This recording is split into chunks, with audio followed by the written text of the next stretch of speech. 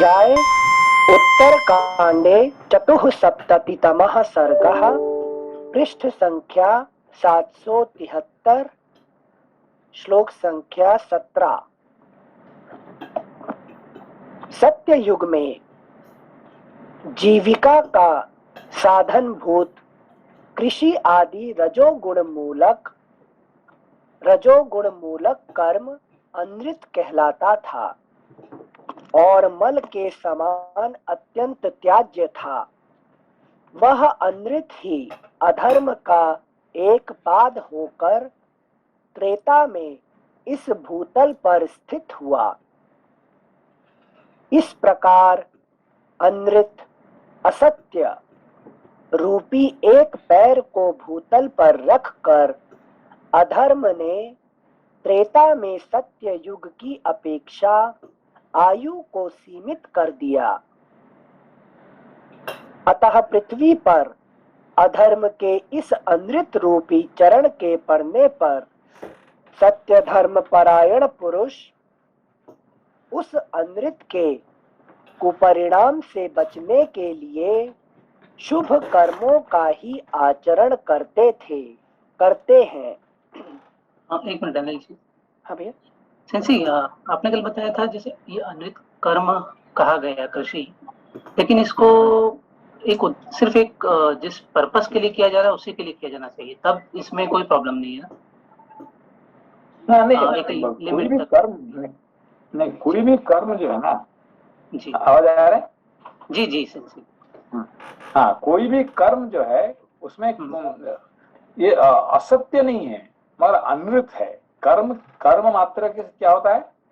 असत्य नहीं है मगर अनृत है। ठीक है ना? इट इज, इसका कोई सत्यता, उसका कोई ऋतक का नहीं है, मतलब परमानेंट ये नहीं है। है कि नहीं? हम अभी काम कर रहे हैं, ठीक है, काम कर रहे हैं, है कि नहीं? काम पहले बहुत सारे काम कर चुके हैं और आगे में काम करेंगे, वो सब क्या है? इसका कोई है कि नहीं? ये नहीं है, ऋत नहीं है उसमें। टाइम भी कोई भी कर्म में ऋत नहीं है, मतलब कोई भी कर्म मात्र है। हाँ, कोई भी कर्म में ऋत नहीं है। ठीक है ना? जी जी। कर्म जो होता है इससे टेम्पररी, कर्म क्या टेम्पररी होता है। ठीक है ना? जी सेंसी, एक जस्ट इसी के ऊपर एक क्वेश्चन ध्यान में आ रहा था कि कई बार हमारे मतलब इस तरह से कहा जाता था हमारे घर में कि जैसे पहले हमारे यहाँ गाय होती थी, गोवंश होता था, तो उसमें दूध को बेचा नहीं जाता था, कहते थे कि नहीं हम लोग सेल नहीं करते। और इसको इस तरह से कहा जाता था कि नहीं हमने तो हमारे इसमें नहीं किया क्योंकि हम ब्राह्मण हैं इसलिए नहीं करेंगे ये। तो ये भी उसी रीजन से है क्या सेंसी, ऐसे जो कहा जाता है?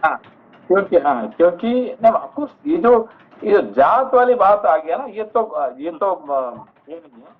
यहाँ पे जो शास्त्र से बात कर रहा है ये जात के नहीं है कि नहीं? ये है कि क्या कहते हैं, जो गुण और कर्म के हिसाब से उसको उसका क्या, उसका जो वर्ण, उसको कहते हैं, हम कहते हैं वर्ण। लेकिन चातुर्वर्ण्यम मया सृष्टा गुण कर्म विभागसा, कृष्ण कहते हैं गीता में। चार वर्ण, चार जात नहीं है, लेकिन जात ने बाद में बना दिया लोगों ने। जात नहीं है ये वर्ण कैसे बनता है कि अपना गुण और कर्म से बनता है उसमें से। ठीक है ना? जी। तो गुण सेंसी जो आपने कल बताया था कि जो नॉलेज के लिए ही जो कर्म कर रहा है वो ब्राह्मण है। हाँ, वो उस तरह का ज्ञान के लिए जो कर्म करता है वो ब्राह्मण है। ठीक है ना? जी, थैंक यू सेंसी। श्लोक संख्या 19। अतः पृथ्वी पर अधर्म के इस अनृत रूपी चरण के पड़ने पर सत्य धर्म परायण पुरुष उस अनृत के कुपरिणाम से बचने के लिए शुभ कर्मों का ही आचरण करते हैं। तथापि त्रेता युग में जो ब्राह्मण और क्षत्रिय हैं वे ही सब तपस्या करते हैं। अन्य वर्ण के लोग सेवा कार्य किया करते हैं। उन चारों वर्णों में से वैश्य और शूद्र को सेवा रूपी उत्कृष्ट धर्म स्वधर्म के रूप में प्राप्त हुआ। वैश्य कृषि आदि के द्वारा ब्राह्मण आदि की सेवा करने लगे और शूद्र सब वर्णों की, तीनों वर्णों के लोगों की विशेष रूप से पूजा आदर सत्कार करने लगे। श्लोक संख्या 21 एक बार फिर से पढ़ रहे हैं। उन चारों वर्णों में से वैश्य और शूद्र को सेवा रूपी उत्कृष्ट धर्म स्वधर्म के रूप में प्राप्त हुआ।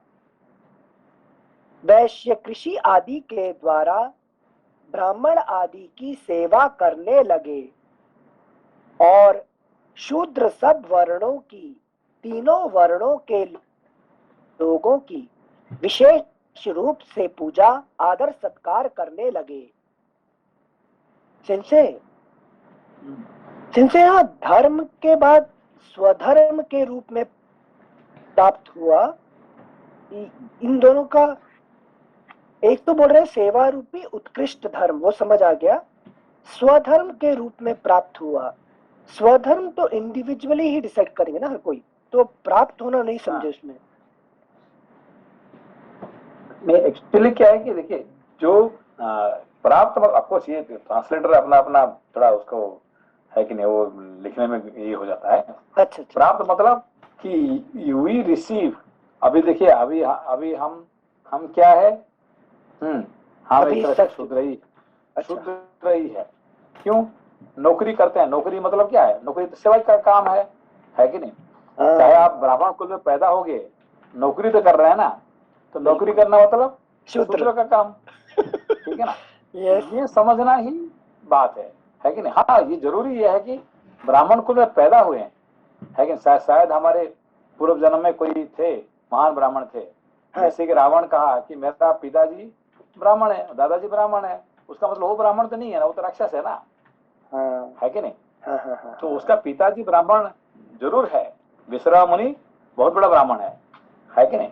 मगर रावण तो ब्राह्मण नहीं था ना, है कि नहीं? वो राक्षस था, है कि? इस तरह से गुण और कर्म के हिसाब से उसका निश्चित होता है उसका, ठीक है ना? Okay, thank you sense. श्लोक संख्या 22। नृप श्रेष्ठ, इसी बीच में जब त्रेता युग का अवसान होता है और वैश्यों तथा शूद्रों को अधर्म के एक पाद रूप अनृत की प्राप्ति होने लगती है, तब पूर्ण वर्ण वाले ब्राह्मण और क्षत्रिय फिर ह्रास को प्राप्त होने लगते हैं, क्योंकि उन दोनों को अंतिम दो वर्णों का संसर्ग जनित दोष प्राप्त हो जाता है। संसर्ग जनित दोष प्राप्त हो जाता है। तदनंतर अधर्म अपने दूसरे चरण को पृथ्वी पर उतारता है। द्वितीय पैर उतारने के कारण ही उस युग की द्वापर संज्ञा हो गई है। द्वितीय पैर उतारने के कारण ही उस युग की द्वापर संज्ञा हो गई है। पुरुषोत्तम ने उसने दो पैर गाड़ दिया, ठीक है ना, जिसकी वजह से उसको द्वापर हो गया उसका, ठीक है। Thank you sense.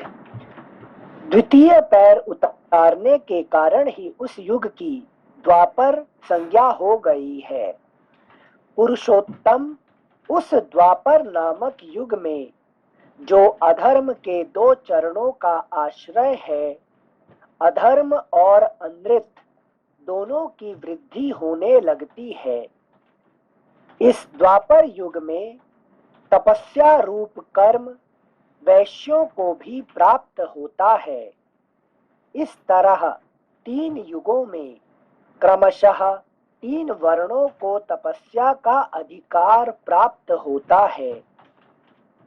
इस तरह तीन युगों में क्रमशः तीन वर्णों को तपस्या का अधिकार प्राप्त होता है। तीन है ना? युगों पहला पहला सत्ययुग, सत्ययुग में ब्राह्मण का ही अधिकार था, है कि नहीं? त्रेता युग में क्षत्रिय को भी अधिकार आ गया, फिर द्वापर में वैश्य को भी आ गया, है कि नहीं? और कलयुग में शूद्र को भी आ गया, ठीक है ना? हाँ हाँ। सिंचर तपस्या जैसे आप पिछली क्लास में बताए थे, वो खुद का एफर्ट डालने को तपस्या बोल रहे हैं। ये जो ऋषि मुनि तपस्या करते हैं वो वाला कॉन्टेक्स्ट नहीं है ना? वो नहीं है, वो नहीं। वहां पे जो एफर्ट डाल रहे हैं जिसके करने के लिए, उसको तपस्या कहते हैं, ठीक है ना? Okay sensei, thank you sensei. श्लोक संख्या 26। तीन युगों में तीन वर्णों का ही आश्रय लेकर तपस्या रूपी धर्म प्रतिष्ठित होता है, किंतु नर श्रेष्ठ शूद्र को इन तीनों ही युगों में तप रूपी धर्म का अधिकार नहीं प्राप्त होता है। नृप शिरोमणे, एक समय ऐसा आएगा जब हीन वर्ण का मनुष्य भी बड़ी भारी तपस्या करेगा। कलियुग आने पर भविष्य में होने वाली शूद्र योनि में उत्पन्न मनुष्यों के समुदाय में तपश्चर्या की प्रवृत्ति होगी। राजन, द्वापर में भी शूद्र का तप में प्रवृत्त होना महान अधर्म माना गया है। फिर त्रेता के लिए तो कहना ही क्या है। महाराज, निश्चय ही आपके राज्य की किसी सीमा पर कोई खोटी बुद्धि वाला शूद्र महान तप का आश्रय ले तपस्या कर रहा है। उसी के कारण इस बालक की मृत्यु हुई है। जो कोई भी दुर्बुद्धि मानव जिस किसी भी राजा के राज्य अथवा नगर में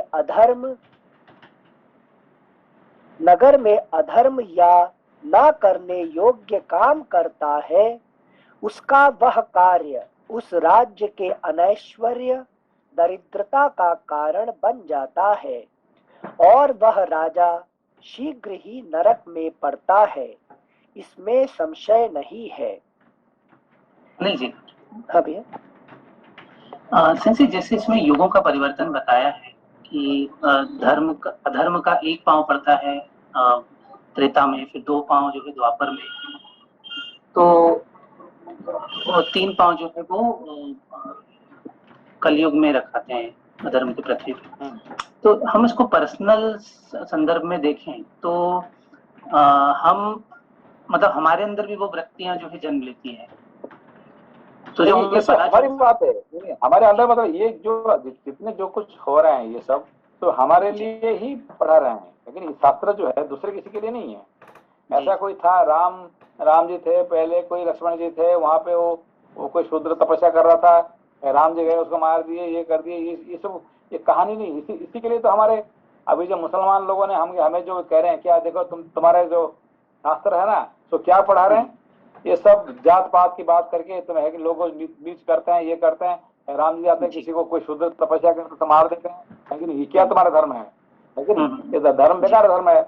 और ये उनको कहने के लिए ये चांस, क्योंकि हम समझते नहीं है कि हम कौन सा कॉन्टेक्स्ट में ये लिखा हुआ है कि नहीं? ना ये आदि दैविक हिसाब से, ना आदि भौतिक हिसाब से, ना आध्यात्मिक हिसाब से, है कि नहीं? ये शास्त्र समझने के लिए ये नहीं है। वो जो है ना था ना, क्या है नाम, जाकिर नायक करके, वो क्या शास्त्र को ऐसे ऐसे निकाल के उसने क्या, देखो तुम्हारे शास्त्र में लिखा है कि नहीं है, राम जी जाके शूद्र को मारे कि नहीं मारे, है कि नहीं? शूद्र तपस्या करने से क्या गलती किया उसने, उसको जाके राम मार देते हैं, है कि तुम्हारे धर्म ऐसे ही है ना? तो इस तरह से लोगों क्या करते हैं, ये वाला भड़का वाले बात ये आ जाता है। क्योंकि इसको कॉन्टेक्स्ट को नहीं समझे, हमें भी डाउट हो जाता है, अरे ये बात तो सही है, हम तो पढ़े हैं यहाँ पे, है कि नहीं? राम जाते हैं, जो शूद्र तपस्या करते हैं उसको मार देते हैं, है कि नहीं? तो इसका मतलब हमारे धर्म जो है ना बेकार की अंधविश्वासी वाली बात आ गया अंदर में, है कि नहीं? तो ये हमें समझना चाहिए कि कौन सा कॉन्टेक्स्ट में, कि आदि दैविक है कि आदि भौतिक है कि आध्यात्मिक है, कौन सा कॉन्टेक्स्ट में लिखा हुआ, किसके लिए लिखा हुआ। लेकिन इसको नहीं समझेंगे तो सिर्फ कहानी पढ़ लिया तो कहानी, सारे कहानी ही बेकार की कहानी लगेगा आपको, जी सर। जितने कहानी हनुमान जी जा रहे क्या है, सूर्य को खाने के लिए। अरे ये तो ये हुआ है क्या बात, है कि नहीं? ये तो बच्चे का कहानी भी नहीं, ये उससे अच्छा है मिक्की माउस का जो कहानी है उससे अच्छा है कि नहीं?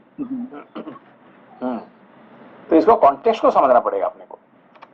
जी सेंस इसको आध्यात्मिक कॉन्टेक्स्ट में अगर समझते हैं तो जब हमारी जो अधर्म वाली वृत्तियां हमारी बढ़ती है तो उसको समझना चाहिए कि ये अभी कलयुग हमारा अंदर प्रवेश कर रहा है। तो उस समय जब हम पहले हमें समझना चाहिए कि हम कौन सा जात में अभी है। अच्छा हमारा वर्ण क्या है कि नहीं? जस्ट बिकॉज हमने हमारा दादाजी हमारा परदादा कोई ब्राह्मण थे और हम ब्राह्मण बन गए, ये नहीं समझना चाहिए, ठीक है ना? हाँ, हमारे जो जीन में वो आ गया है, ये वो बहुत अच्छी बात है, हमारे लिए अच्छे चांस है कि हम आगे गति कर सकते हैं। मतलब अब हम अभी आज के समय पे हम ब्राह्मण नहीं है, ठीक है ना? ये समझना चाहिए, लेकिन हम क्या कर रहे हैं, हम कर्म क्या कर रहे हैं, हमारे गुण क्या है, हम किस प्रवृत्ति में जा रहे हैं, ये समझने के बाद हमारा वर्ण हम निश्चित करना पड़ेगा, ठीक है ना? तो आप दूसरे को देख के हंसने की वाली बात नहीं है ये, ठीक है ना? जी सिंसे इसमें कॉन्शियस कैसे रहा जा सकता है सिंसे जब युग का परिवर्तन तो तय है और हमारी भी डे टू डे लाइफ में मॉर्निंग टिल इवनिंग हमारा जो है अलग अलग तरह की वृत्तियां हमारे मन में आती है। तो उसमें हम जब ये जान लेंगे कि ये मतलब युग परिवर्तन हो रहा है, जैसे अभी हम पढ़ रहे हैं तो हम लोग अभी सतयुग में हैं और फिर हम तो ये हमेशा कॉन्शियस रहेंगे, अवेयरनेस कॉन्शियसनेस जब रहेगा तो ये आप सत्ययुग में रह सकते हैं कि if you are always conscious, है कि नहीं? मैं कौन हूँ, मैं कहाँ से आया हूँ, किसी लिए आया हूँ, यानी क्या करने के लिए आया हूँ, क्या कर रहा हूँ अभी, है कि नहीं? ये जो कॉन्शियसनेस ही हमें ब्राह्मण बनाएगा, है कि नहीं? If you are always remaining in consciousness then you are a Brahmin, okay? Not that you are born in Brahmin family, so that means Japanese people, अभी वो तो ब्राह्मण का पैदा नहीं तो क्या सब शूद्र से क्या चांडाल होंगे क्या सब जापानीज, है कि ना? तो उनका पिताजी आप बोलेंगे ब्राह्मण है, ना वैश्य क्षत्रिय, ना वैश्य है, शूद्र है, चांडाल ही आएंगे सब, है कि नहीं? तो ये ऐसा कहेंगे क्या हम? ऐसा नहीं है। तो जिसका जो गुण जो कर्म है, लेकिन अपने को हमेशा अवेयरनेस रहना चाहिए, है कि नहीं? हर देश में हर जगह पे ब्राह्मण है, वैश्य है, क्षत्रिय है, शूद्र है, हर जगह पे, है कि नहीं? ये नहीं सोचिए कि यही हिंदुस्तान में ही है, नहीं, वो बात नहीं है कि नहीं? अमेरिका में भी है, अफ्रीका में भी है कि नहीं? ब्राह्मण अफ्रीका में भी है, ठीक है ना? जी कॉन्शियसनेस में रहना ही जो है वो हमें ये इससे सीखना पड़ेगा कि हाउ इफ इवन दो दी ब्राह्मण बनना है तो ब्राह्मण बनने के लिए इफ आर ऑलवेज अवेयर कि भाई मैं कौन हूँ, मैं कहाँ से आया हूँ, किसी लिए आया हूँ, अभी मैं क्या कर रहा हूँ, है कि नहीं? इसके बाद में कहाँ जाना है मुझे, है कि नहीं? If are always in awareness then you are a Brahmin, okay? ये इज नॉट मैटर किससे पैदा हुआ, आखिरी में हमारा पिताजी कौन है? ब्रह्मा जी है, तो ब्रह्मा जी ब्राह्मण है तो हम भी ब्राह्मण है ना? जी। सभी जितने जो पैदा हुए हैं सभी ने कहाँ से पैदा हुए? ब्रह्मा जी से पैदा हुए कि नहीं? जी है कि नहीं? नॉट इमीडिएट फादर, है कि सारे जितने, है कि नहीं? जितने सारे जो है सभी ने इनडायरेक्टली डायरेक्टली सबका पिताजी ब्रह्मा जी है, तो ब्रह्मा जी से पैदा होने से सभी ब्राह्मण है, ठीक है ना? मगर ब्राह्मण तो है, अभी हम ब्राह्मण के रूप से व्यवहार कर रहे हैं क्या, ये बात है कि नहीं? Yes we were Brahmin but are we behaving as Brahmin, that's the point here, ठीक है ना? Thank you sir. I have a question, sorry. Since आपने अभी बताया कि कॉन्शियसनेस अगर हम 100% यूज कर सकते हैं तो we are true Brahmin, we can become a true Brahmin. पर जैसे कि हमारा एज होते जाता है, so we do a lot of mistakes, normal human being does a lot of mistakes and उसका कॉन्शियसनेस कम होता जाता है और मिस्टेक ज्यादा होता जाता है। हमारा एज नहीं बढ़ता, नहीं, हमारा एज नहीं बढ़ता है, हमारा एज ना बढ़ता है ना हमारा एज घटता है कि नहीं? हम तो इटर्नल है। How old are you? Eternal. I am eternal, है कि नहीं? हमारा बॉडी का, you can say my body का उम्र बढ़ रहा है कि नहीं? बॉडी का उम्र है कि नहीं? 1 साल था, 10 साल हो गया, 20 साल, 25 साल, 30 साल, होते होते होते होते 100 है कि नहीं, 120 साल हो गया। ये बॉडी का उम्र है। मेरा उम्र तो हमेशा, आई एम इटर्नल। बॉडी का हमारा शरीर, हमारा आत्मा का क्या है? आत्मा अमर है कि नहीं? इसका कभी उम्र नहीं होता है, ठीक है ना? तो if you are always remaining that I am atma, तो फिर आपका उम्र बढ़ेगा नहीं है कि नहीं? पर एक्चुअली माइंड तो डिटोरिएट होता है ना, जिनसे जैसे people forget their own name और हाउस, और they don't recognize other people also as the age body age. नहीं देखिए, those who remain in consciousness all the time, their mind never deteriorate. Right. Okay. है कि नहीं? इनका mind कभी, है कि नहीं? आप इन्होंने क्या बोले कि ये टैगोर ने क्या बोले कि longer the beard, whiter the beard, more matured the person will be. है कि नहीं? ये नहीं कि टैगोर को आप बोलेंगे कि भाई ये तो बूढ़ा हो गया, तो उसका तो मेमोरी खत्म हो गया। नहीं, जितने उम्र बढ़ेगा, जितने उसका सफेद है कि दाढ़ी होगा, जितना लंबा होगा, इतना ही उसका ये बढ़ेगा, घटेगा नहीं है। क्यों? जिंदगी भर उन्होंने कॉन्शियसली जिंदा जिए हैं, तो अब कैसे खत्म हो जाएगा? समझ बात को? तो कॉन्शियसनेस में रहना मतलब आप क्या एक टिप बताएंगे? बिकॉज हम लोग काफी फॉर एग्जाम्पल, राइट, अभी व्यास जी जो छोटे बच्चे थे, तो डू यू वर्शिप व्यास और वाल्मीकि? है कि जो बच्चे वाल्मीकि बच्चे का आप पूजा करते हैं क्या? नहीं। कैसे, कौन सा वाल्मीकि का रूप कैसे देखना चाहते हैं? जो बहुत ही ओल्ड है और नॉलेजेबल है कि? तो वो व्यास, बस क्यों? क्योंकि जितने उम्र बढ़ता है उतने उनका है कि नहीं, उनका ज्ञान बढ़ता है। अभी समझ लो उसको क्यों? क्योंकि जिंदगी भर उन लोगों ने कॉन्शियसली जिए हैं, तो अब बूढ़े पे कैसे खत्म हो जाएगा वो? है कि नहीं? मरते दम तक उनका खत्म नहीं होगा। अगर हम अभी इस स्टेज पे कॉन्शियसनेस रहने का कोशिश करें तो हम लोग रह सकते हैं। तो मृत्यु के समय तक आपका कभी कॉन्शियसनेस खत्म नहीं होगा, है कि नहीं? अब समझो को? जी सेंसे, पर हम लोग फॉर एग्जाम्पल अभी मेरा जो बचपन में जितने मेरा मेमोरी था, जी अब उससे ज्यादा हो रहा है, कम नहीं हो रहा है, बढ़ रहा है मेरा मेमोरी, है कि नहीं? जी। मेरा कैपेसिटी, समझने का कैपेसिटी, है कि नहीं? स्मरण करने का कैपेसिटी, समझने का सब कुछ है कि मेरा बढ़ रहा है, घट नहीं रहा है कि नहीं? तो उम्र से नहीं घटता नहीं है, बढ़ता है कि नहीं? जी जी। So always remain in consciousness. If you are remaining unconscious, you are always remaining in consciousness, then your everything will grow. You never. Okay? So remaining in consciousness का definition क्या है सेंसे? जैसे 5 senses हमेशा you are always aware कि मैं कौन हूँ। हमेशा रोज सुबह उठेंगे, सुबह उठने से क्या ध्यान करेंगे?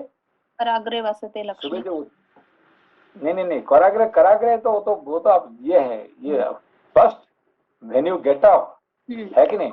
क्या करेंगे, है कि नहीं? क्या कौन सा ध्यान करेंगे?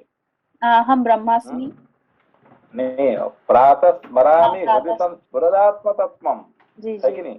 कि सुबह जो उठेंगे सबसे पहला ध्यान क्या है? मैं आत्मा हूँ, मैं ब्रह्म हूँ, मैं सच्चिदानंद हूँ, है कि नहीं? मैं जीव नहीं हूँ। लेकिन ये पहला ध्यान है जी। तो सुबह पहले ये ध्यान करेंगे, जिस व्यक्ति ने ध्यान करता है, लेकिन उसका माइंड कैसे बूढ़ा हो जाएगा? हो सकता है क्या? नेवर। शरीर बूढ़ा हो जाएगा जरूर जी। शरीर जरूर, क्योंकि शरीर तो बूढ़ा होने के लिए पैदा हुआ है कि नहीं? वो बच्चा नहीं रहेगा, मगर मैं आत्मा कैसे ये हो जाए, बूढ़ा हो जाएगा? ये नहीं हो सकता जी। ठीक है ना? जी sir, thank you very much. Thank you sense. श्लोक संख्या 30। जो कोई भी दुर्बुद्धि मानव जिस किसी भी राजा के राज्य अथवा नगर में अधर्म या ना करने योग्य काम करता है, उसका वह कार्य उस राज्य के अनैश्वर्य दरिद्रता का कारण बन जाता है, और वह राजा शीघ्र ही नरक में पड़ता है, इसमें संशय नहीं। इसी प्रकार जो राजा धर्म पूर्वक प्रजा का पालन करता है, वह प्रजा के वेदाध्ययन, तप और शुभ कर्मों के पुण्य का छठा भाग प्राप्त कर लेता है। अगला पृष्ठ संख्या 774। पुरुष सिंह जो प्रजा के शुभ कर्मों के छठे भाग का उपभोक्ता है, वह प्रजा की रक्षा कैसे नहीं करेगा। अतः आप अपने राज्य में खोज कीजिए और जहां कोई दुष्कर्म दिखाई दे, वहां उसके रोकने का प्रयत्न कीजिए। नरश्रेष्ठ अपने राज्य में, ये क्या बोले उन्हें? अपने राज्य में खोज कीजिए कि कौन दुष्कर्म कर रहा है। तो ये हमारे लिए राज्य कौन सा है? हमारा शरीर नहीं, हमारा अंतर राज्य है, लेकिन हमारा अंदर का राज्य जो है, हाँ। हम राजा है। कौन सा राजा? हमारा अंदर जो एक राज्य है कि नहीं? हमारा जो पर्सनालिटी, हमारा एक राजा है, हम उनका राजा है। तो हमें अंदर में ढूंढना पड़ेगा कि हमारे अंदर में शुद्रत्व कौन सा है। शुद्रत्व मतलब क्या है कि the one who is trying to enjoy, है कि नहीं, एंजॉय, स्वर्ग प्राप्ति करना चाहता है। किससे? शरीर से। शरीर से स्वर्ग प्राप्ति करता है, उसको कहते हैं शूद्र कहते हैं। समझ में आपको? अच्छा, तो ये तपस्या कर रहे हैं लेकिन एंजॉयमेंट हाँ। के इंटेंशन से। हाँ, कि I want to go to heaven हाँ, थ्रू बॉडी। बॉडी, है कि नहीं? इसको कहते हैं शुद्रत्व। तो अपने अंदर में वो शुद्रत्व है कि नहीं है? बहुत है कि नहीं?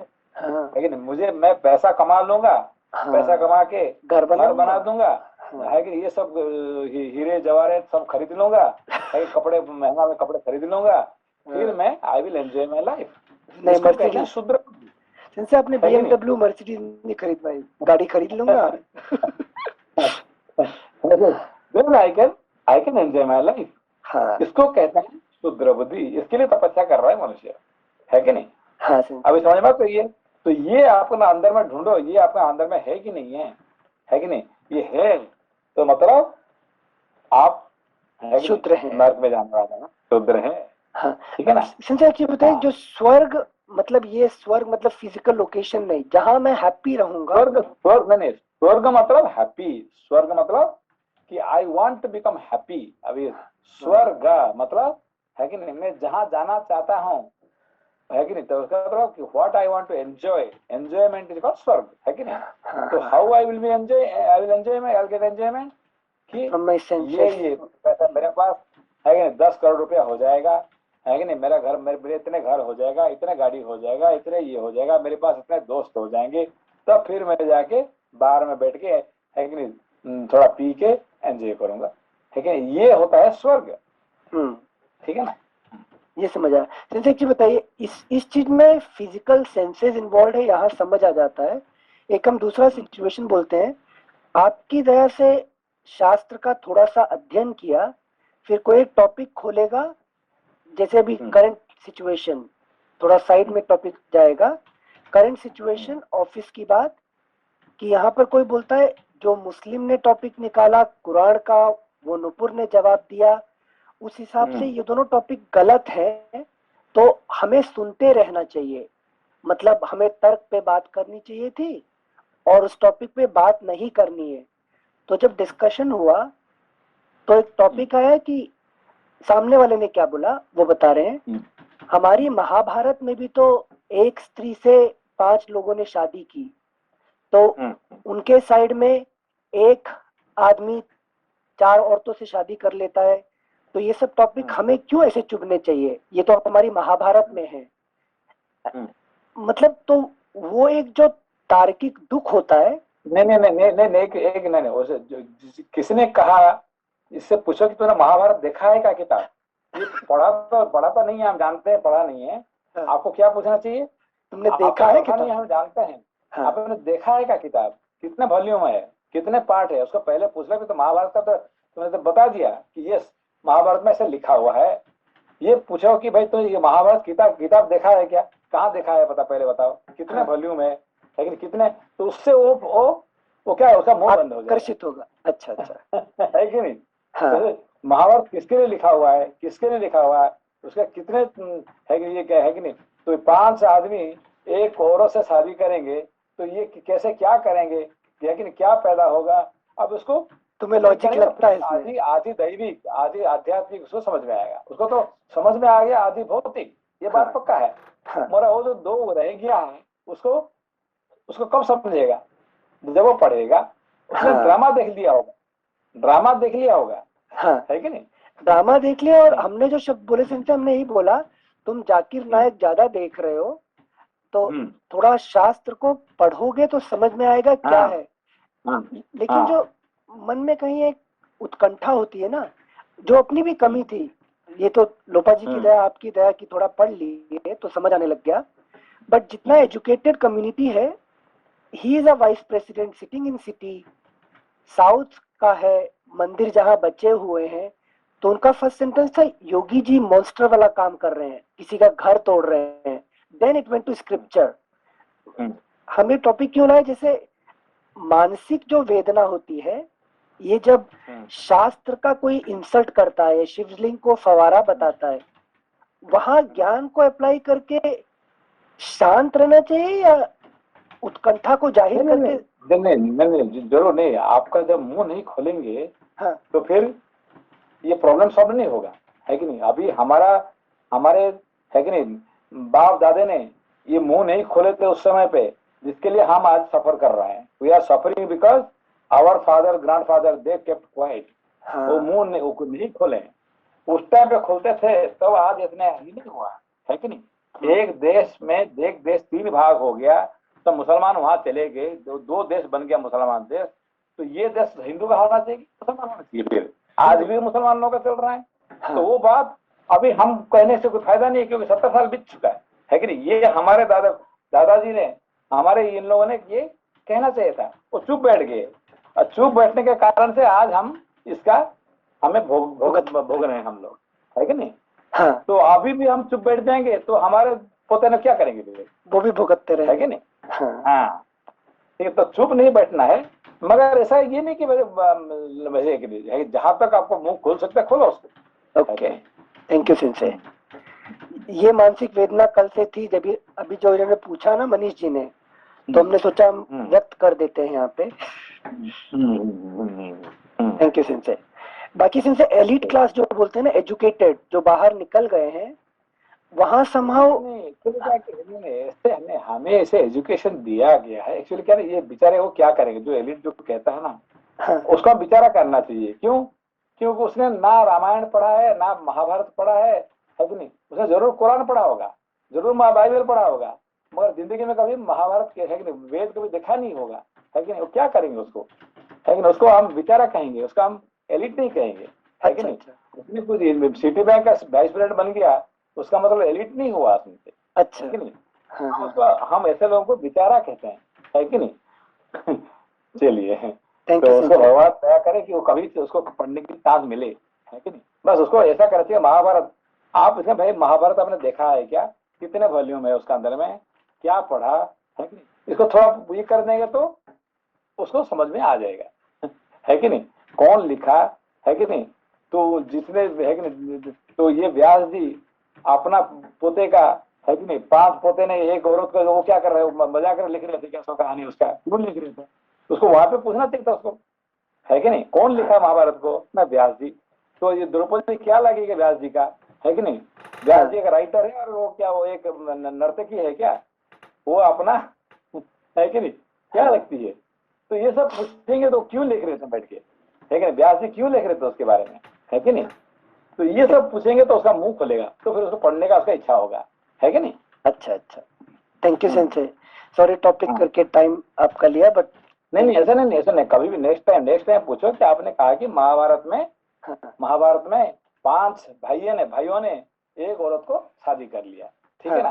तो ये बात कौन लिखा है महाभारत में, महाभारत में कौन लिखा, लिखने वाला कौन है, ये व्यास जी, तो व्यास जी से ये क्या लगता है, ये 5 भाई तो वो क्या कर रहे थे उस टाइम पे, है कि नहीं? दादाजी बैठ के क्या कर रहे थे, इनका मजाक देख रहे थे क्या? उनका उसका लिख रहे हैं, उसका प्यार का कहानी, है कि नहीं? ऐसा होता है क्या? है कि नहीं? तो उससे थोड़ा उसका मुंह खुलेगा, कभी उसका कभी दिमाग खुलेगा, अरे चलो मुझे पढ़ना चाहिए क्या लिखा हुआ है। अच्छा अच्छा, थैंक यू सिंसे। पृष्ठ संख्या 774, श्लोक संख्या 32। पुरुष सिंह जो प्रजा के शुभ कर्मों के छठे भाग का उपभोक्ता है, वह प्रजा की रक्षा कैसे नहीं करेगा? अतः आप अपने राज्य में खोज कीजिए और जहां कोई दुष्कर्म दिखाई दे, वहां उसके रोकने का प्रयत्न कीजिए। नरश्रेष्ठ, ऐसा करने से धर्म की वृद्धि होगी और मनुष्यों की आयु बढ़ेगी। साथ ही इस बालक को भी नया जीवन प्राप्त होगा। इस प्रकार श्री वाल्मीकि निर्मित आर्ष रामायण आदि काव्य के उत्तर कांड में 74वां सर्ग पूरा हुआ। अगला अध्याय 75तमः सर्गः।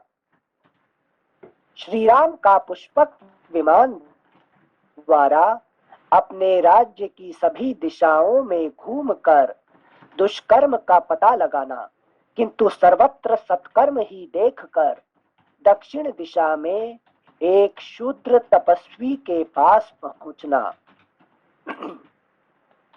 श्लोक संख्या 1।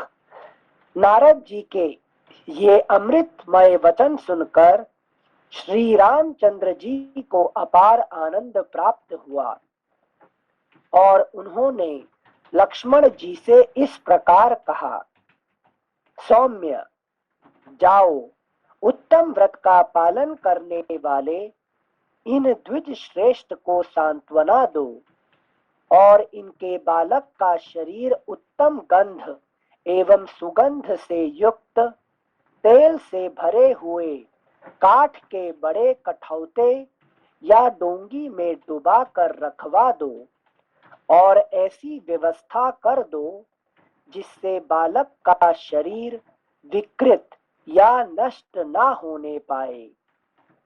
शुभ कर्म करने वाले इस बालक का शरीर जिस प्रकार सुरक्षित रहे, नष्ट या खंडित ना हो, वैसा प्रबंध करो। शुभ लक्षण लक्ष्मण को ऐसा संदेश दे महायशस्वी श्री रघुनाथ जी ने मन ही मन पुष्पक का चिंतन किया और कहा, आ जाओ। श्री रामचंद्र जी का अभिप्राय समझकर सुवर्ण भूषित पुष्पक विमान एक ही मुहूर्त में उनके पास आ गया। आकर नतमस्तक हो वह बोला, नरेश्वर, यह रहा मैं।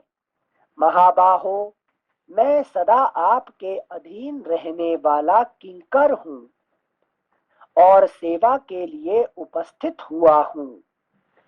पुष्पक विमान का यह मनोहर वचन सुनकर वे महाराज श्री राम महर्षियों को प्रणाम करके उस विमान पर आरूढ़ हुए।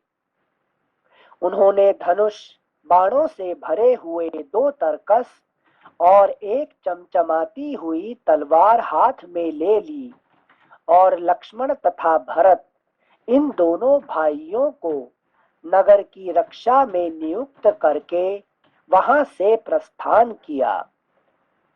श्रीमान राम पहले तो इधर उधर खोजते हुए पश्चिम दिशा की ओर बढ़े, पश्चिम दिशा की ओर गए, फिर हिमालय से घिरी हुई उत्तर दिशा में जा पहुंचे।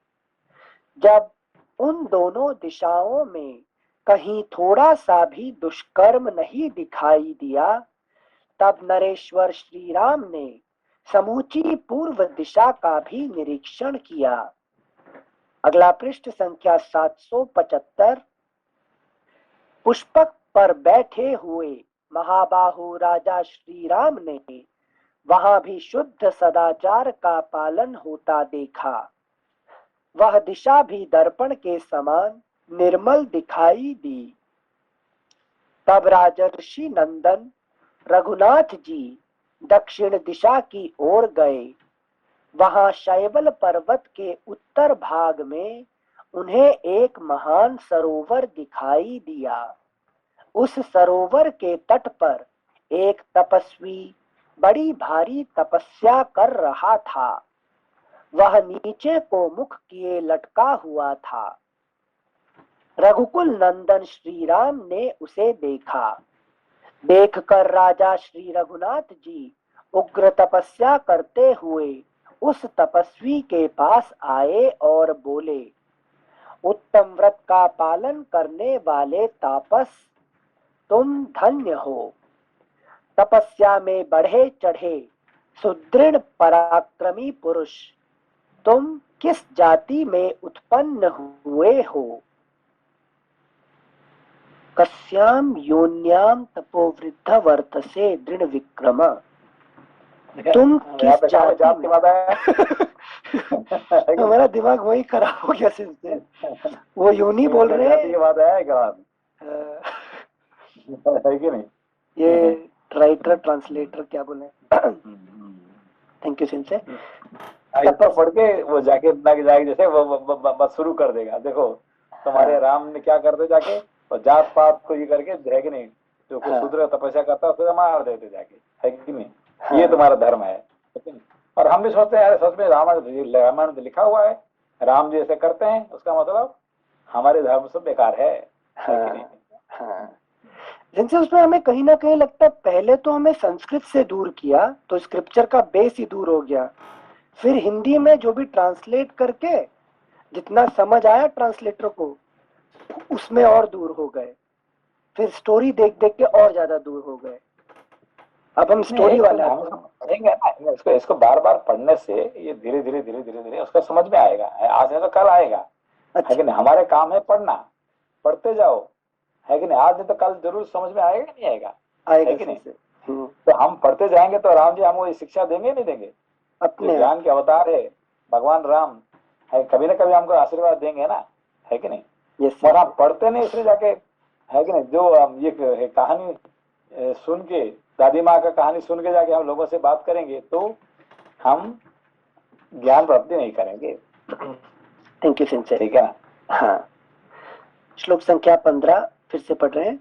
देख कर राजा श्री रघुनाथ जी उग्र तपस्या करते हुए उस तपस्वी के पास आए और बोले, उत्तम व्रत का पालन करने वाले तापस, तुम धन्य हो। तपस्या में बढ़े चढ़े सुदृढ़ पराक्रमी पुरुष, तुम किस योनि में उत्पन्न हुए हो? मैं दशरथ कुमार राम तुम्हारा परिचय जानने के कौतूहल से ये बातें पूछ रहा हूँ। तुम्हें किस वस्तु को पाने की इच्छा है?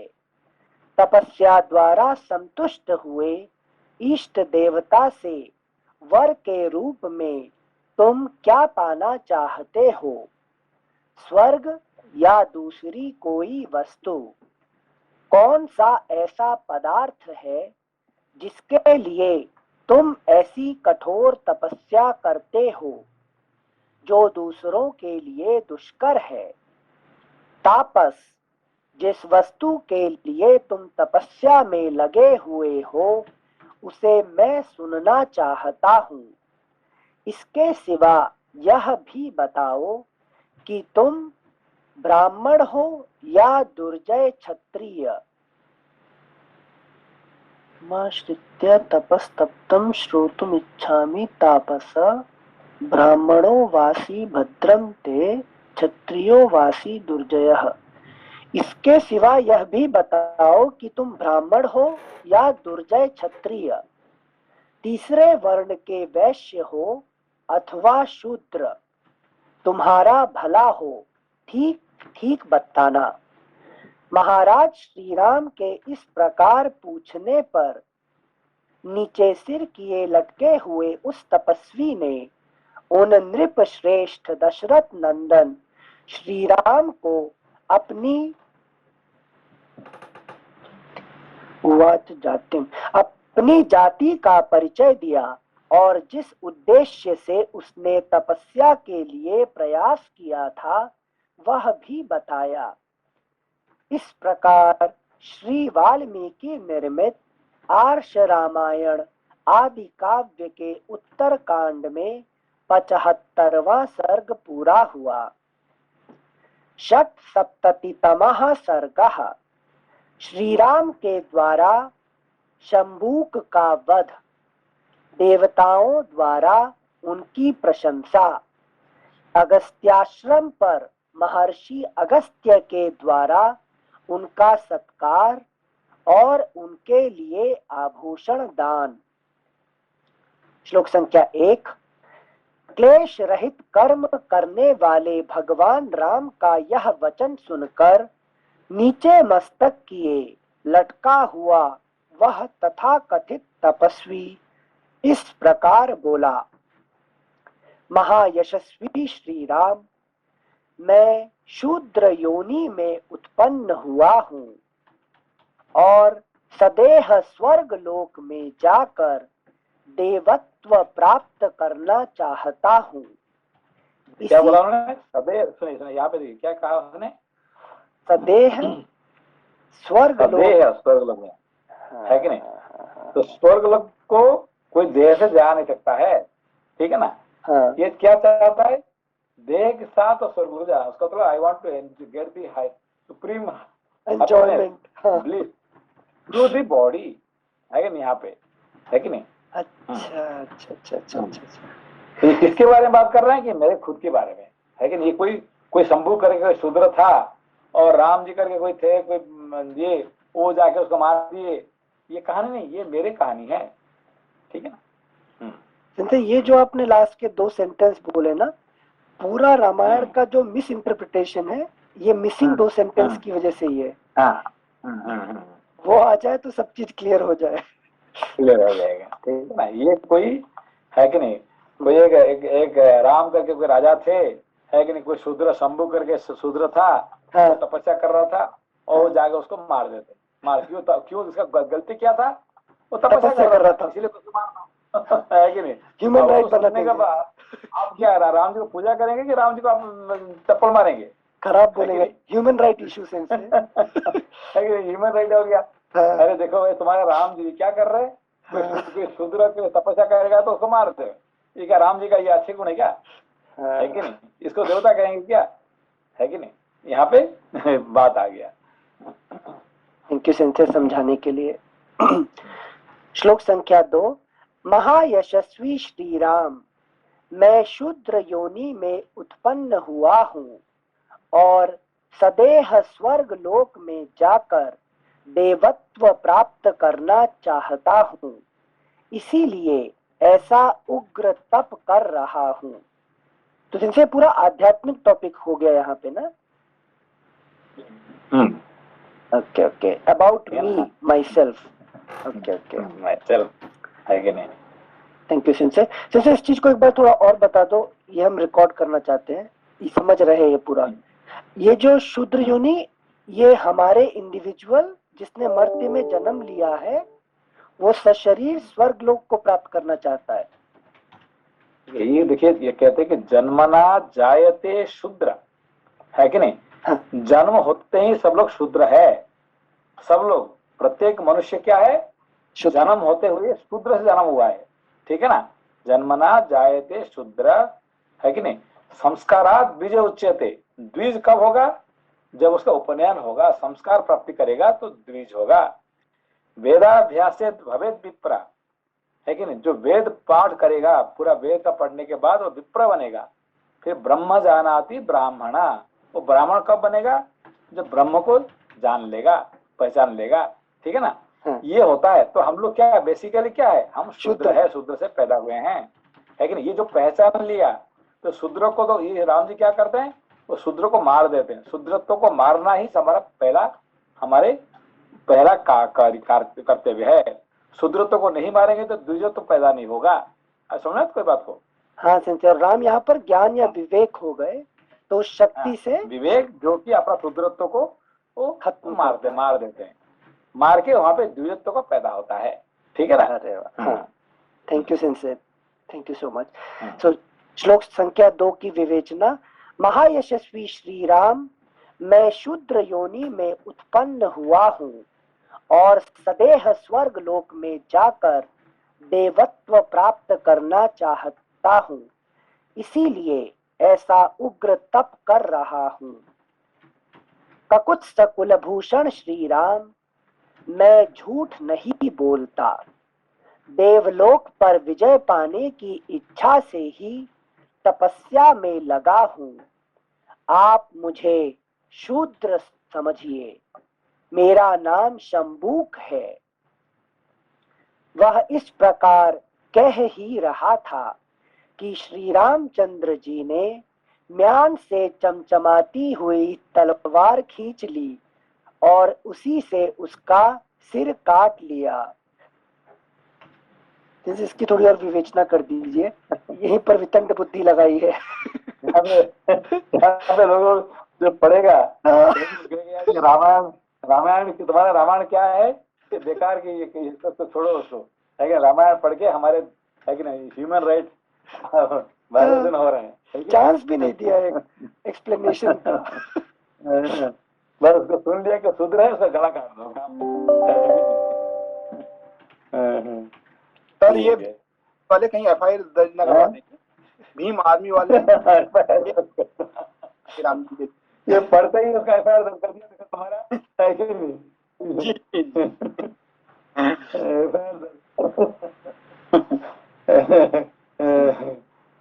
सेंसे जी बताइए, सेंसे आप जो इतना डिटेल में समझा रहे हैं और जैसे हम कठोपनिषद इन सब पे भी भाष्य आते हैं, वैसे रामायण पे भी किसी ने डिटेल में सब इंटरप्रेट करके बताया है सारी चीजें अभी तक? हाँ, उसका नहीं, उसका एक्चुअली क्या है कि अभी तो आप अभी पहले रामायण जो ओरिजिनल पढ़ लो, हाँ। उसके बाद आप कमेंट्री उसका पर है, रामायण शिरोमणि है, बहुत सारे कमेंट्री है, तो कमेंट्री पढ़ेंगे। इसके बाद में तो कमेंट्री पढ़ने के लिए आपको टाइम चाहिए, फिलहाल तो रामायण तो पढ़ लो कम से कम।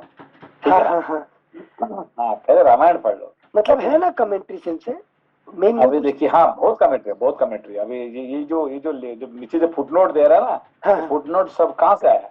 कमेंट्री से। वो जो भाई ये ट्रांसलेटर नहीं लिख रहे हैं, वो कमेंट्री रामायण शिरोमणि फिर उसको कहते हैं, वो कमेंट्री से ये आया है सब, है कि नहीं? ये लिख रहे हैं उसको, है कि नहीं? ओके,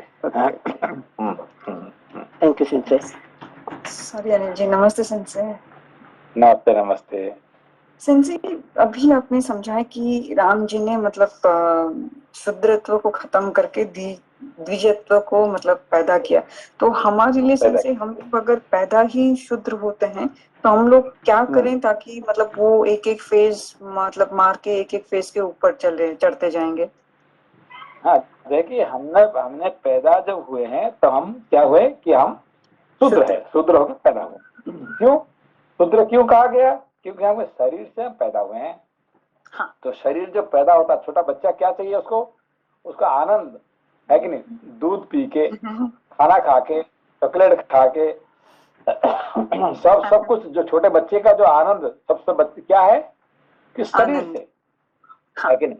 सब जो आपको है कि नहीं, कुछ साल तक उसने कभी ना ज्ञान रस आनंद प्राप्ति करेगा, ना कोई उसको चलो हम जाएंगे कोई ये देखने के लिए, क्या अमेरिका देखने के लिए, लंदन देखने के लिए, आपका जब साथ में जाएंगे तो वो समझ में आएगा? नहीं समझ में आएगा। उसको क्या आनंद क्या है?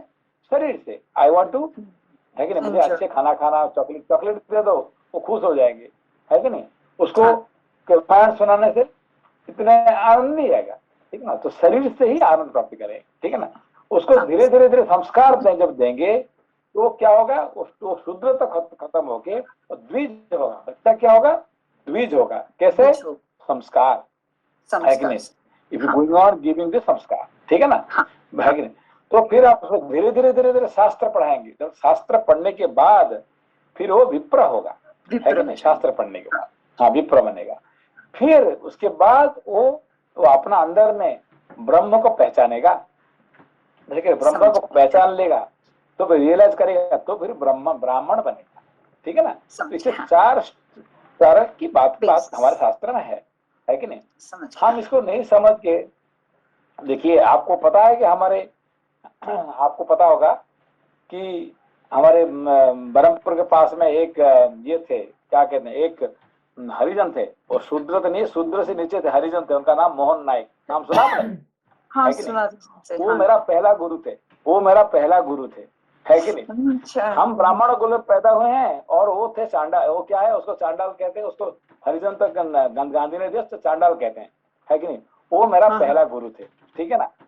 तो मैं जब देखा, मैं हाई स्कूल पढ़ने का टाइम पे देखा, ये शूद्र होके, शूद्र क्या ऐसे ये चांडाल होके वो रोज यज्ञ करते हैं, है कि नहीं, वेद पढ़ते हैं, ये सब देखने का मतलब मेरा दिमाग खराब। मैंने कहा अरे तो इसको लोग ऐसे ऐसे कह रहे हैं और ये तो पूरा उल्टा देख रहे हैं। मैं फिर उनसे मेरा पहला यज्ञ करना मैं उनसे सीखा, मैं, ठीक है ना?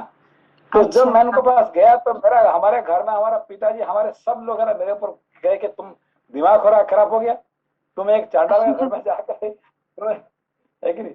मैंने कहा ऐसा तुम्हारे अंदर कौन है कि उसका बराबर करने वाला कौन है, बोलो उसको, है कि नहीं? ना ज्ञान में, ना यज्ञ में, ना उसको तो पद्मश्री, उसको उपाधि गवर्नमेंट ने उसको दे दिया, उपाधि भी दिया, पहला फर्स्ट पद्मश्री, है कि नहीं? हमारे उड़ीसा में पहला पद्मश्री मिला, उसको मिला है, ठीक है ना?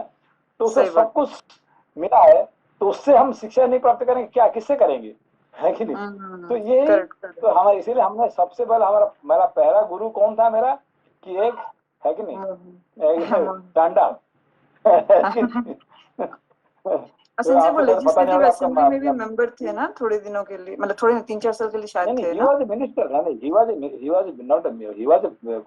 मेरे ख्याल से 5 बार उन्होंने ये हुए, तो MP MLA थे, MP थे, मिनिस्टर थे, बहुत कुछ किए हैं, मतलब व्हाटएवर में भी उसने बहुत अच्छे कर्म किए और मैंने उससे बहुत कुछ सीखा उनसे, है कि नहीं?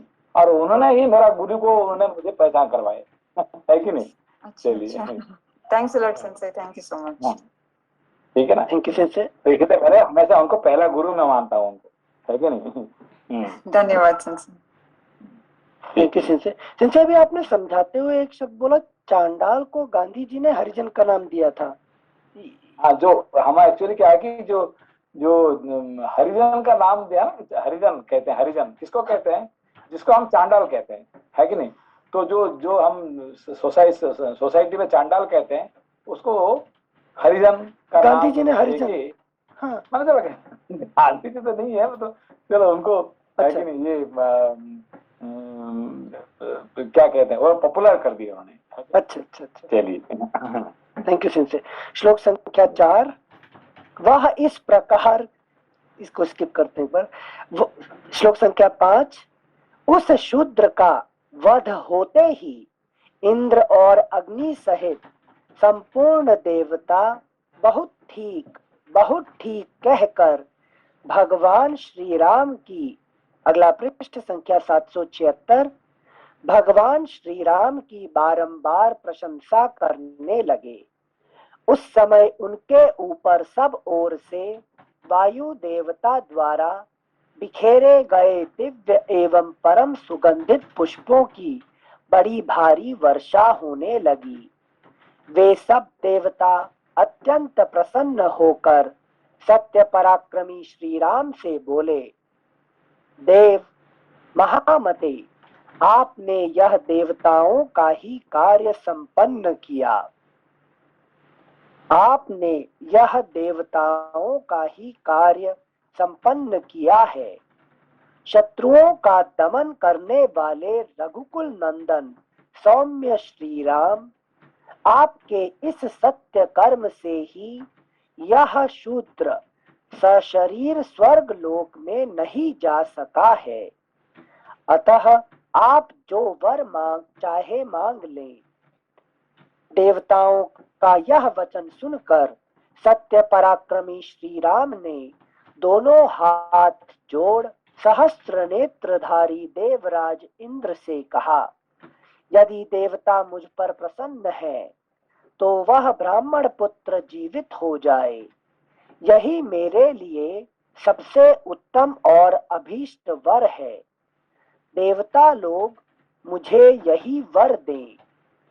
मेरे ही किसी अपराध से ब्राह्मण का वह इकलौता बालक असमय में ही काल के गाल में चला गया है। सिंसे हाँ, राम जी समझ में आए, राम राज्य मतलब मेरे शरीर का अंतर शरीर जो है वो समझ में आया, और सशरीर में स्वर्ग प्राप्ति करने की कोशिश कर रहा हूं वो भी समझ में आ गया। ये जो ब्राह्मण और उसका पुत्र असमय मृत्यु हो रही है, ये किस चीज को रिप्रेजेंट कर रहे हैं? ये देखिए कि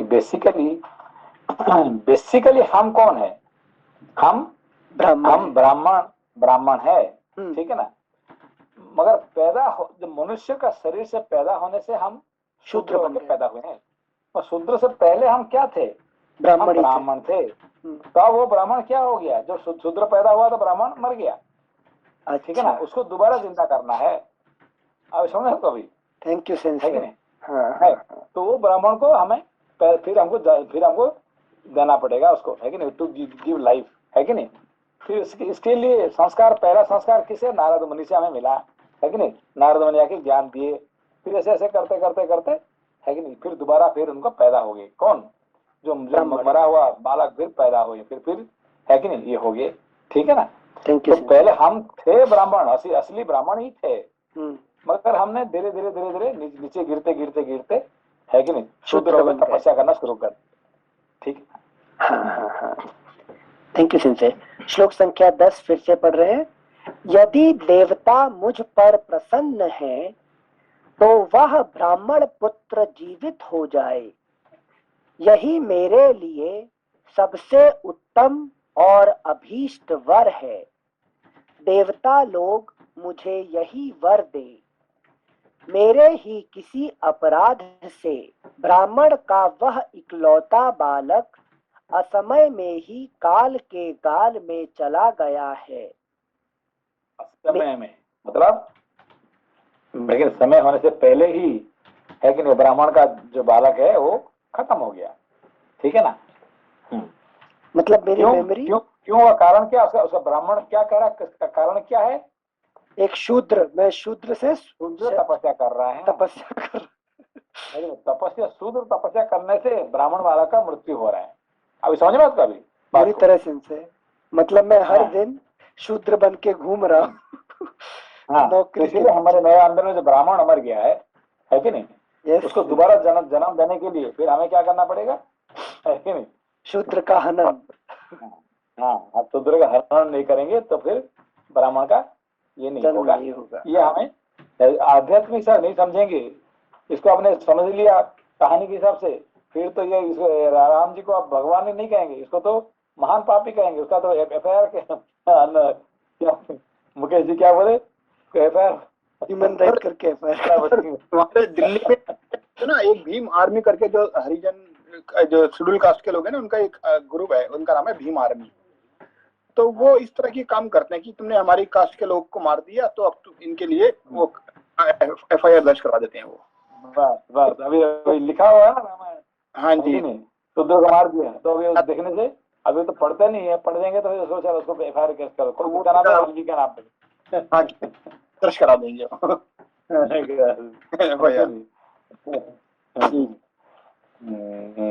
थैंक यू सिंसे। चलिए श्लोक संख्या 11।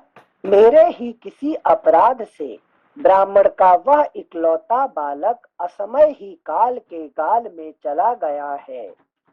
मैंने ब्राह्मण के सामने यह प्रतिज्ञा की है कि मैं आपके पुत्र को जीवित कर दूंगा, अतः आप लोगों का कल्याण हो। आप उस ब्राह्मण बालक को जीवित कर दें, मेरी बात को झूठी ना करें। श्री रघुनाथ जी की यह बात सुनकर वे विबुध शिरोमणि देवता उनसे प्रसन्नता पूर्वक बोले, ककुत्स्थ कुलभूषण आप संतुष्ट हो। वह बालक आज फिर जीवित हो गया और अपने भाई बंधुओं से जा मिला। काकुत्स्थ, आपने जिस मुहूर्त में उस शूद्र को धराशायी किया है, उसी मुहूर्त में वह बालक जी उठा है। क्या है कि जिस मुहूर्त में शूद्र को मारा है उसी मुहूर्त में ब्राह्मण पैदा ये हो जाता है कि नहीं? इसका मतलब हमारे अंदर में शूद्र को मारने के साथ साथ ब्राह्मण जिंदा हो जाता है कि नहीं? Yes senses, thank you sense. श्लोक संख्या 16। नर श्रेष्ठ आपका कल्याण हो, भला हो। हम जब पढ़ते हैं क्या कहानी सुनते हैं, बायस्ड माइंड से सुनने से क्या होगा कि हमारे अंदर में एफआईआर की बात ही याद आ जाता है। अरे अच्छा अच्छा, तो पहले से ये था, ये कहानी है कि नहीं? पहले से ही ये सब हो रहा था, अब नई बात क्या है अभी, है कि नहीं? ये ऐसे ही मन में आ जाएगा, ठीक है ना? हाँ, थैंक यू सेंसे। सेंसे, गुरु की जरूरत कितनी होती है पढ़ने पे समझ आ रहा है सेंसे। नहीं है। हाँ। श्लोक संख्या 16। नर श्रेष्ठ आपका कल्याण हो, भला हो। अब हम अगस्त्याश्रम को जा रहे हैं। रघुनंदन, हम महर्षि अगस्त्य का दर्शन करना चाहते हैं। उन्हें जल शैया लिए पूरे 12 वर्ष बीत चुके हैं। अब उन महातेजस्वी ब्रह्मर्षि की वह जल शयन संबंधी व्रत की दीक्षा समाप्त हुई है। रघुनंदन, इसीलिए हम लोग उन महर्षि का अभिनंदन करने के लिए जाएंगे। आपका कल्याण हो। आप भी उन मुनिश्रेष्ठ का दर्शन करने के लिए चलिए। फटाफट कहाँ चल रहे हैं, जा रहे हैं? अगस्त्य तो बात कहाँ से कहाँ जा रहे थे? पहले क्या था? शूद्र को मारना, फिर ब्राह्मण बच्चे को जीवन दाना, हाँ। फिर तीसरा क्या है? विप्रयान है कि नहीं? पहले जन्मना जाए तो शूद्र मर गया, फिर बीज पैदा हुआ है। कौन? जो बालक ब्राह्मण पैदा, उसका बीज पैदा हो गया, फिर उसका विप्र अभी जाए गुरुकुल में, गुरु के पास जाके विप्र बनेगा, फिर ब्रह्म बनेगा। अभी समझे ना कुछ? जो चौथा 4। हाँ सेंसे। देखिए दादा कनेक्शन अभी कहाँ से कहाँ से आ रहे हैं? अचानक कैसे याद आ गया अगस्त्य मुनि का? कहाँ से कहानी कहाँ से आया? जैसे ही विप्र संस्कार मिलते ही जिस मुहूर्त में उसको मारते हैं, किसको? शूद्र को मारते हैं, उसी मुहूर्त में ब्राह्मण बच्चा पैदा जन्म हो जाता है। तो क्या कहते हैं उसको? फिर मृत्यु से पुनर्जन्म दोबारा आ जाता है। हाँ। फिर उसी मुहूर्त में वो जाना जाते हैं कहाँ पे? अगस्त्य मुनि का। ये सब कहानी का ये कहाँ से कहाँ जा रहा है कहानी, है कि नहीं? हाँ सेंसे, थैंक यू सेंसे। श्लोक संख्या 18। सेंसे, अगर हमें जल्दी जल्दी नहीं पढ़ के हम वापस से इसको चखेंगे। हाँ, क्योंकि इसे बड़ा ये है, इम्पोर्टेंट टॉपिक है। हाँ, तो लगता है फिर अगर आप अलाउ करेंगे तो 6 या 7 से वापस पढ़ना चाहेंगे थोड़ा इसमें और। हाँ ठीक है सेंसे, ठीक है। कल सैटरडे है सेंसे। नमस्ते सेंसे। नमस्ते नमस्ते नमस्ते सेंसे। प्रणाम सेंसे। नमस्ते, कल सैटरडे है। Thank you.